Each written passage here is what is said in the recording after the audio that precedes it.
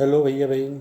आज के अपने इस वीडियो में हम कक्षा सप्तमी की पाठ्य पुस्तक वसंत भाग 2 में दिए गए पाठ 4 कठपुतली कविता को पढ़ेंगे। इस कविता के कवि हैं श्री भवानी प्रसाद मिश्र जी।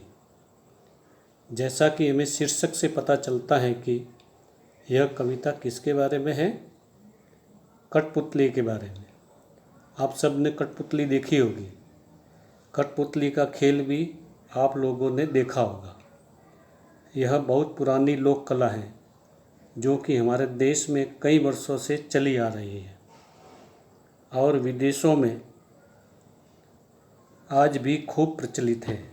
भारत में भी बहुत ज़्यादा प्रचलित है। इस कविता में कवि भवानी प्रसाद मिश्र ने एक कठपुतली के मनोदशा का सुंदर चित्रण किया है।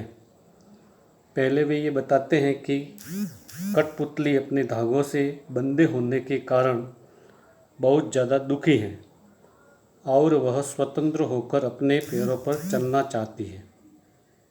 तो कविता इस प्रकार से है। कठपुतली गुस्से से उबली, बोली ये धागे क्यों हैं मेरे पीछे आगे, इन्हें तोड़ दो मुझे मेरे पैरों पर छोड़ दो। कठपुतली बहुत ज़्यादा गुस्से में बोलती है। क्या बोलती है कि जो ये धागे हैं जिनसे कि मुझे चलाया जा रहा है, ये मेरे आगे पीछे क्यों हैं, इन्हें तोड़ दो और मुझे मेरे पाँवों पर स्वतंत्र होकर चलने दो। मेरे पास पैर हैं और मुझे इन धागों की कोई आवश्यकता नहीं है, इसलिए इन धागों को तोड़ और मुझे स्वतंत्र होकर स्वतंत्रतापूर्वक चलने दो।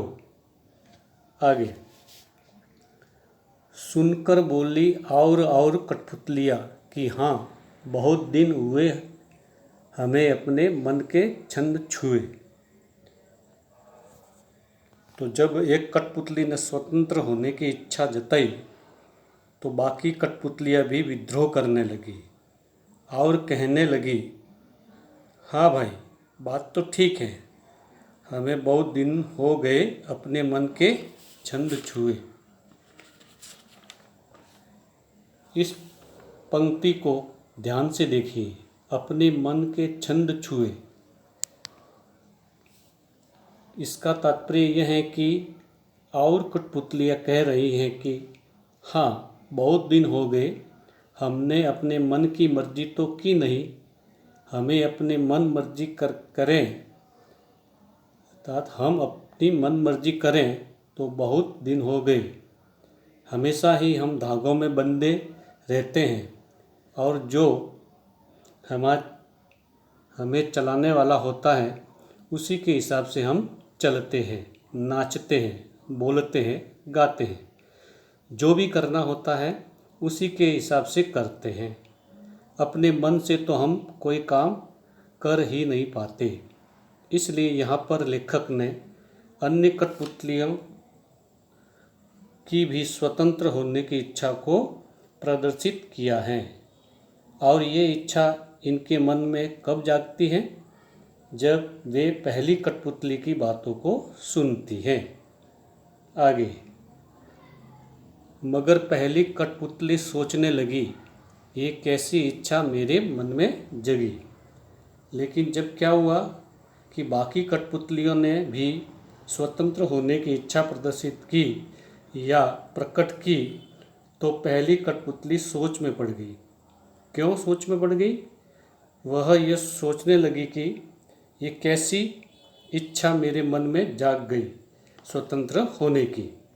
अगर मैं स्वतंत्र होना चाहती हूँ तो मेरे साथ ये कठपुतलियाँ भी स्वतंत्र होना चाहती हैं, और क्या पता ये स्वतंत्र होकर खुश रहेगी या नहीं। उसके ऊपर अन्य कठपुतलियाँ की भी जिम्मेदारी आ गई।